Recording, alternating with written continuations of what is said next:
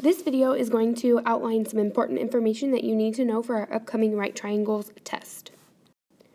On top of your cheat sheet, there are 3 different things that we need to know for the Pythagorean theorem. The first thing is the Pythagorean theorem itself. That's a squared plus b squared equals c squared. That's the small leg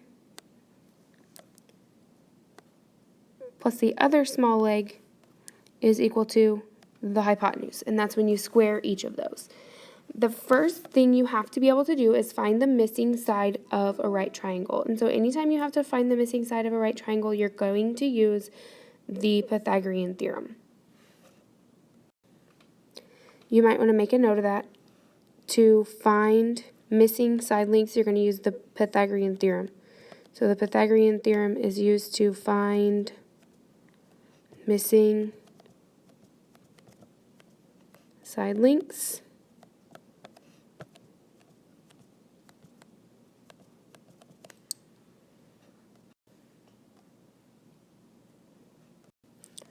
The next thing we have to be able to do is classify triangles, and that's what this portion right here in green is going to help us do. Classify triangles based on side lengths.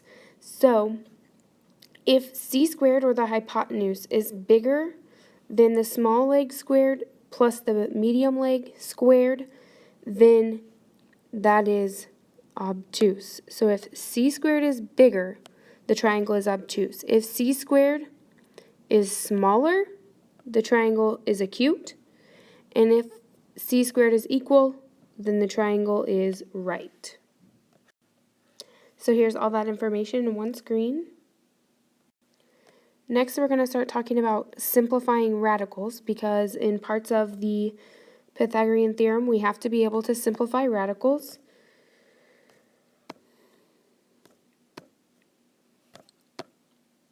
So simplifying radicals, we're going to break the square root that we're given into 2 products, where one of the 2 products is a perfect square. This is important so that we can then simplify it. And we always put the perfect square in front so that in the front of our answer we have a whole number.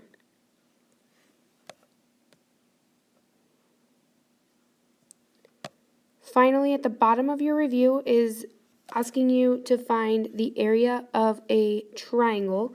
Now the triangles are isosceles, so we are going to do a couple different things with these. We're going to take the triangle that we're given. I'll draw one over here. So here's our triangle, and it's isosceles, so this side is equal to this side. And we're asked ultimately to find the area, but in order to find the area of a triangle, first we have to know the height.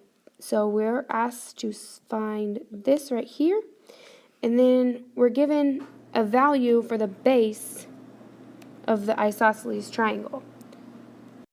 So in order to attack this triangle, we are going to have to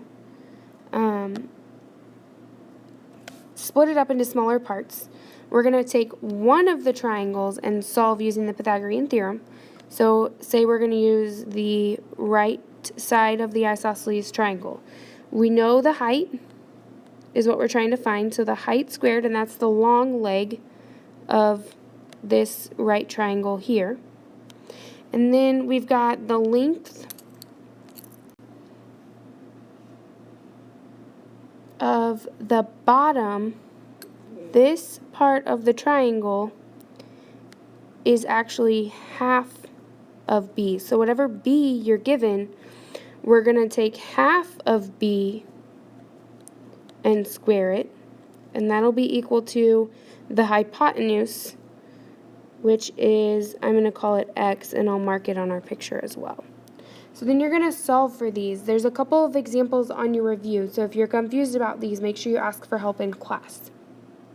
So next we're going to talk about similar triangles, and when we talk about similar triangles, we're going to look at 3 different triangles. We've got a small triangle, that's what I'm going to color in here, that's pink. We've got a medium triangle, I'm going to color it in so it's green. And then finally, we've got a large triangle. Go ahead and color the whole thing. That's the big triangle. That one is what we call the large triangle. And so next we're going to look at the side lengths themselves and make sure we can set up proportions of each of those. So first, we need to be able to make sure we can identify all the short sides in each triangle. So the short side of the small triangle is this one right here in light purple. But in the medium triangle, this is the short side. And then in the big large triangle, this would be the short side. So all of those are technically short sides. Now we can look at the long side. So let's get a new color. Here's the long leg that we'll use. In the short triangle, here's the long leg. In the medium triangle, here's the long leg. And finally, in the big triangle, here is the long leg. So all of the long legs make up the medium triangle. Lastly, we're going to talk about the hypotenuses. So in the small triangle, the hypotenuse is here. In the medium triangle, the hypotenuse is here. And in the large triangle, there's the hypotenuse. So what we have to be able to do is set up proportions and solve for variables. Just a quick refresher, we can set up various proportions for all of these. We need another label in there. So the big triangle, if I do big to small, in the big triangle, the short leg is BC. In the small triangle, the short leg is DB. In this big triangle, the medium leg is CA. And in the small triangle, the medium leg is DC. So if you were asked to fill in any of those missing parts, I would expect you to be able to do that.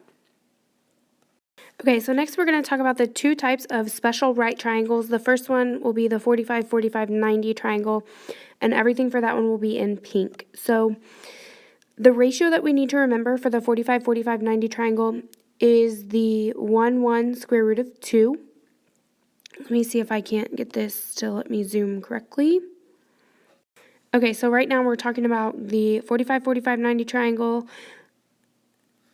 The ratio that we need to remember here is 1 to 1 to square root of 2. So 1 to 1 to the square root of 2. This is an isosceles triangle. And things that are important to note, if we are going from a small to a big, like for example, this would be a leg to the hypotenuse, then we will multiply. If we're going from hypotenuse to leg, then we're going to divide. So depending on what information you're given is how you decide if you're multiplying or dividing. Next, we're going to talk about the 30, 60, 90 triangle, and the ratio that we have to remember for that one is 1 to 2 to the square root of 3. And the one that's tricky about this is that the short leg is the smallest, and you have to find it first. It's the 1. The long leg is the square root of 3 times the short leg, and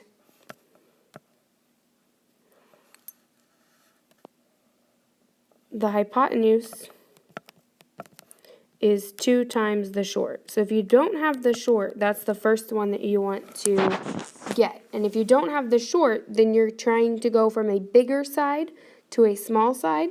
So you're going to divide to get the short.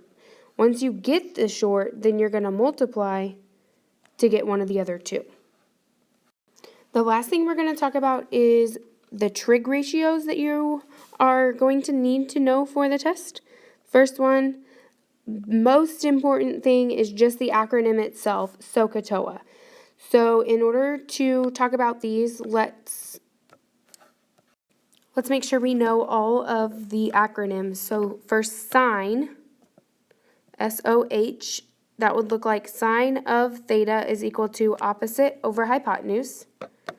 For CAH, that's cosine of theta, or the missing degree, is equal to the adjacent side of the angle over the hypotenuse. And finally, the tangent, or TOA, tangent is equal to the opposite side of the angle you're talking about over the adjacent side. Before we get too far into this, we've got to make sure that we remember to make our calculator in degrees before we get too far. If your calculator is not in degrees, you are going to get the wrong answer. Double check to make sure your calculator is in degrees. Another side note is that theta, this symbol right here, it's a circle with a line through it. Theta represents an angle measure. This could be X on a problem.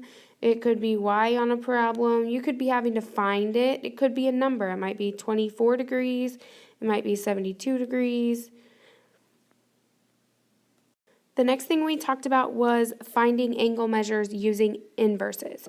So we are going to use inverse functions to find angle measures. In order to do that and find angle measures, we have to know the side lengths, two sides around an angle.